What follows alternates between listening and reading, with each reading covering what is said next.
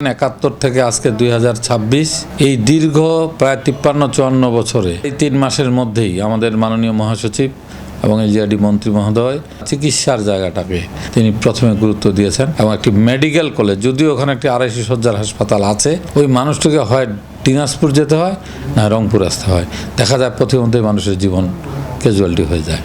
এটাই উনি গুরুত্ব দিয়ে প্রথমে ঠাকুরগাঁও মেডিকেল কলেজ তার পাশ হয়ে গেছে এবং আগামী বছর মেডিকেল কলেজের শুভযাত্রা হবে। ঠাকুরগাঁও বিশ্ববিদ্যালয় সেটা অনুমোদন হয়ে গেছে এবং তার ভিসি নিয়োগ হয়ে গেছেন। আমাদের মন্ত্রী মহোদয় অতি দ্রুত ওই এলাকায় শিল্পায়নের জন্য একটি ইপিজেড করবার চিন্তা করছেন, একটি অর্থনৈতিক জোন গড়ে তোলার চেষ্টা করছেন, যেটা আমাদের কৃষিভিত্তিক শিল্প গুরুত্ব পাবে। একটা পল্লী উন্নয়ন একাডেমি হচ্ছে 4 জেলায়, একজন সেটা ঠাকুরগাঁয় হচ্ছে, নীলফামারী, পঞ্চগড়, ঠাকুরগাঁও, দিনাজপুর, যেটা ইনস্টিটিউট বলতেছে যেটার মধ্যে অনেক মানুষের কর্মসংস্থান হবে এবং মানুষকে স্কিল করবার জন্য, বাইরে পাঠাবার জন্য এখানে অনেক ব্যবস্থাপনা থাকবে। আমরা বিশ্বাস করি আগামী 5 বছরের মধ্যে ঠাকুরগাঁয়ের উন্নয়নের সাথে মানুষের অর্থনৈতিক অবস্থারও পরিবর্তন হয়ে যাবে এবং এটার অবদান সম্পূর্ণ আমার মাননীয় মহাসচিবের।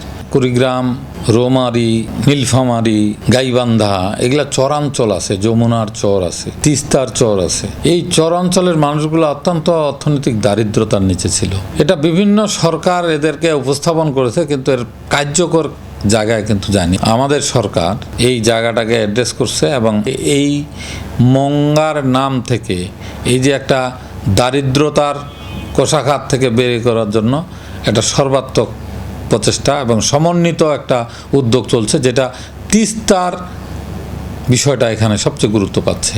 এই তিস্তার জায়গাটা যদি ক্লিয়ার হয়ে যায় তাহলে ওই অঞ্চলের মানুষের মঙ্গাটা কিন্তু থাকবে না। একদল তো নাই, তারা তো পলাতক। যারা পলাতক তাদের তো আর পুনর্বাসন পৃথিবীতে কোথাও হয় না, সহজে হয় না। আসলে এটা একটা মিসকোড হচ্ছে। আমরা মনে করি, আমাদের প্রধানমন্ত্রী ইতিমধ্যেই বক্তব্য দিয়েছেন, আমরা লিফলেট করছি, আমরা এটা প্রচারণায় নামবো।